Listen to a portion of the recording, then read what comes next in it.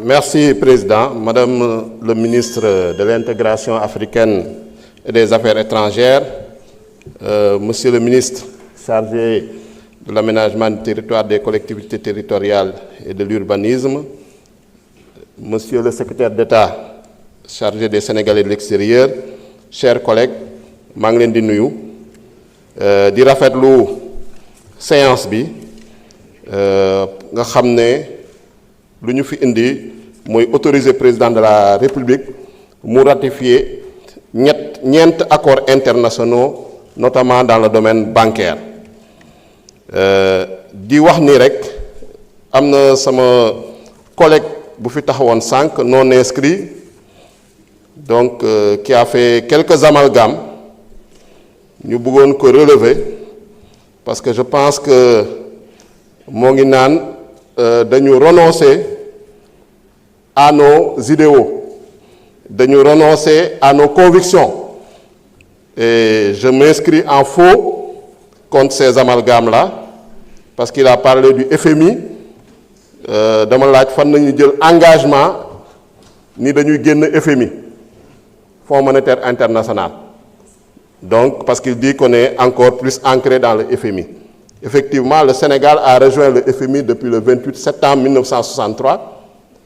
Donc nous également, dans l'agenda national de transformation, dans la vision Sénégal 2050, en tout cas, on n'a pas pris l'engagement de sortir du FMI. Même si on a pris l'engagement d'être souverain, de construire un Sénégal souverain. Donc la souveraineté, c'est ce qu'on est en train de faire.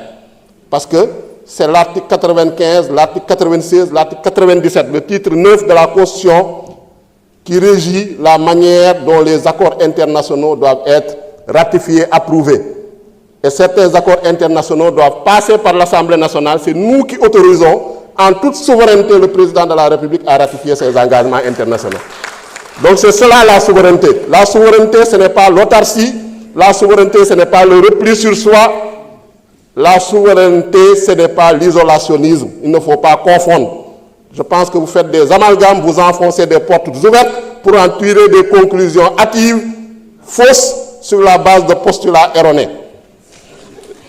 Je voudrais quand même revenir sur ces importants projets de loi, parce que le contexte international marqué par une crise du multilatéralisme, par également une raréfaction des ressources concessionnelles, un contexte national marqué par les errements budgétaires et financiers de l'ancien régime, donc qui nous vaut un taux d'endettement de près de 100% du PIB, un déficit de plus de 12% du PIB sur la base de chiffres maquillés, sur la base de données falsifiées, sur la base de comptes trafiqués, nous impose de diversifier nos sources de financement.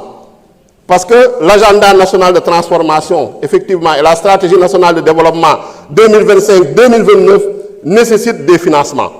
D'abord, la stratégie du gouvernement, c'est de renforcer le financement endogène à travers la maîtrise des dépenses, à travers également l'amélioration des recettes. Mais il faut aller également chercher les financements extérieurs, notamment les financements, les ressources concessionnelles.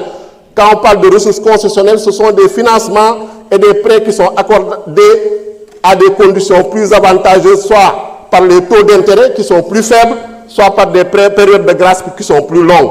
Et ça, ce qui peut nous amener à avoir beaucoup plus, parce qu'on a des ressources concessionnelles à travers, par exemple, la Banque mondiale, la Banque africaine de développement, la Banque islamique de développement, etc.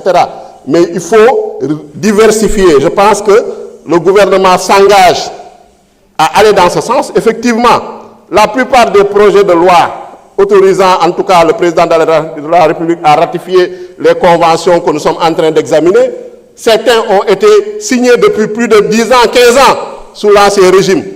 Mais on avait l'impression qu'ils dormaient depuis lors. Pourquoi ils ne les ont pas amenés à l'Assemblée nationale pour les ratifier? Donc c'est sous le régime de Bassirou Diomaye Faye qu'on va les ratifier pour permettre au Sénégal de financer son développement, pour permettre de financer l'agenda national de transformation pour un Sénégal juste, prospère et souverain. Donc je vous remercie, chers collègues. Merci. jërëjëf honorable Ayib Daffé